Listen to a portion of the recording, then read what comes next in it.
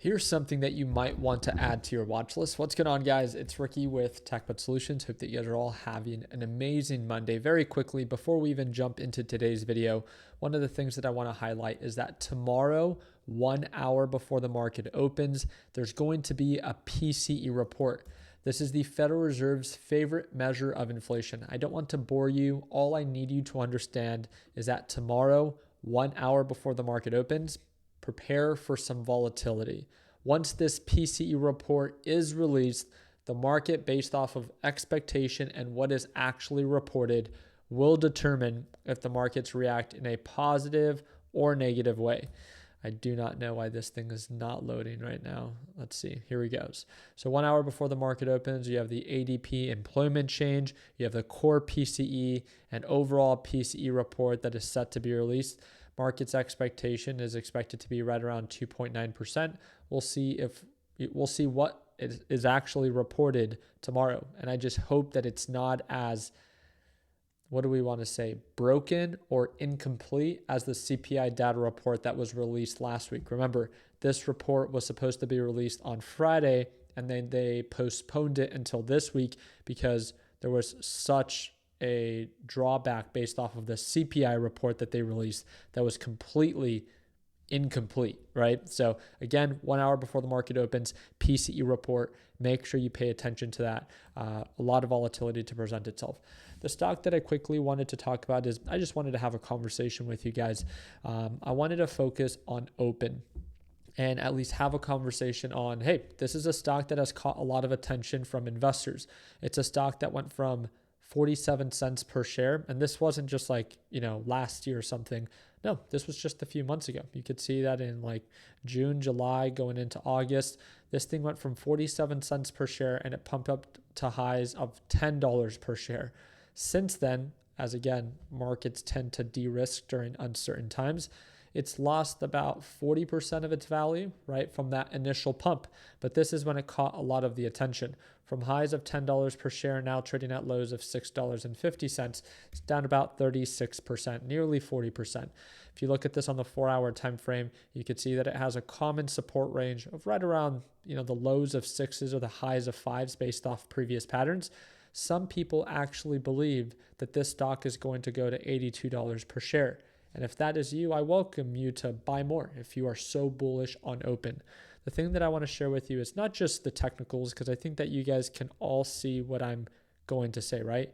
It's an overvalued stock that pumped up just kind of like GameStop did.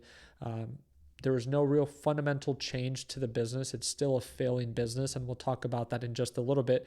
It's a stock that previously was showing signs of lower lows and lower highs. It's been a failing business, not just for, a few months. It's been a failing business for quite some time, right? It's not a new business by any means either. It's a company that went public back in 2010. It pumped up to highs of 109, and since then, it's been making lower highs and lower lows ever since then. Most recent, it's tried to catch on to the AI boom.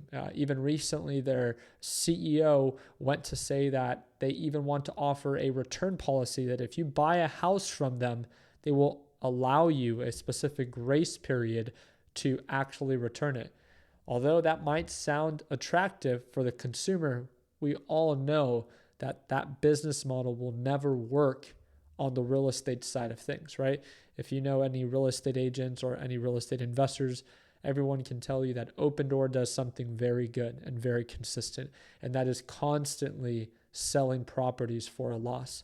And again, this is not just an opinion, it's a fact. You can jump on into Opendoor's financial. You can go to Investing Pro.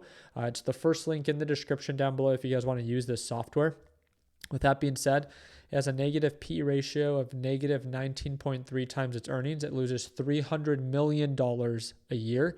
It's a company that produces $4.7 billion in revenue, but still cannot turn a profit. Is the business growing? No. So again, you might assume that, oh, wow, the stock performance recently gapped up, an insane amount within a short period of time. There has to be some form of fundamental change of more revenue being driven, right? No change. If anything, again, it just continues to stay at the same levels that it was at quarter after quarter, not showing any signs of revenue growth. Remember, you can talk as much as you want of how innovative you are, of how you are going to change the marketplace. But if you are seeing no change in the actual results, then what are you talking for? Very simple, right? When you look at the actual breakthrough of their revenue, their cost of goods of 4.3 billion, their gross profit, and then going down to their net profit of $317 million is what they are losing every single year. When you look into the pro tips, analysts anticipate sales decline in the next current year. Stock generally trades with higher price volatility, suffers from weak gross profit margins. Not only is it a failing business, not only is it a business that loses a ton of money, but its profit is unheard of. It's not there. It's non-existent. Even the fair value of this, according to Investing Pro, is $4.35. I still think that's incredibly overvalued. But even with that, there's an additional 32% retracement. The reason I want to talk to you about this is that if the bulls are correct and this thing does run up to $82 per share, then hey, maybe you might want to pick it up. It doesn't offend me if you end up buying this. I don't have a short on it. Even if I did, I know that I don't have that kind of influence, nor do I care to. But I think that most people that watch my videos, although they might sometimes be offended because I talk a lot about the risk, I think often when we dive a little bit deeper into the company, you can see that it's just all talk. There is nothing bullish about this business, not fundamentally, and at least for the past few weeks, not technically either. The rally, the pump, it's over. During the most uncertain times, as we're currently kind of entering, I would say that part of the market cycle, the thing that investors de-risk first on are always the speculative assets. And who's going to want to hold a stock that pushed up over 1,000% that still loses $300 million after 15 years of being publicly traded? This is not a new AI business. This is not a new company that is pre-revenue and, is growing into a successful business. This is a failing business for the past 15 years. And not only do the charts speak for themselves, but the data supports it as well, right? When you look into their actual financials, there is nothing, absolutely nothing attractive about it, not fundamentally and not technically. And that is why Opendoor is the top stock on one of my lists of the stocks that I'm most excited to short in 2026. Not because I think that it needs to crash, because nothing needs to happen. I know that the markets, when they're irrational, this stock can't pump up as much as it wants to, right? We've seen it with GameStop. We've seen it with MSTR. But what is one thing they all have in common? Fundamentals matter eventually. And the pump can last for a short period of time. And that's great for the traders that take advantage of it and that know when to take profits. But we all know when that the party is over and the hype is no longer present, fundamentals eventually matter. And when they do, they always correct, right? And that is what I think that we are beginning to experience with Open. And the reason I'm making this video is I would love to follow up with it maybe a few months from now, maybe a year from now. And who knows, maybe it will get to $82 per share. But I personally do not think so, and that's why I'm open to sharing my opinion. And once my confirmation and my criteria is met of us experiencing an active sell-off, because we don't really have an active sell-off yet, it continues to find support here at $6 per share, and you always have to give the bulls the ground that they have been standing on for the past few months, and that is that markets are bullish and they do support irrational valuations. But as long or as soon as we break that $6 support and we begin to make lower lows and lower highs, and that support is confirmed broken, I would love to open up a small short into Open and then add more to it the more that it continues retracing back to its previous level of 50 cents per share. Now, I'm not here to say that it needs to get down to 50. All I'm saying is that there's huge gap down potential. Think about it. From highs of $6 per share, who knows how low we can go? $3, $2, $1.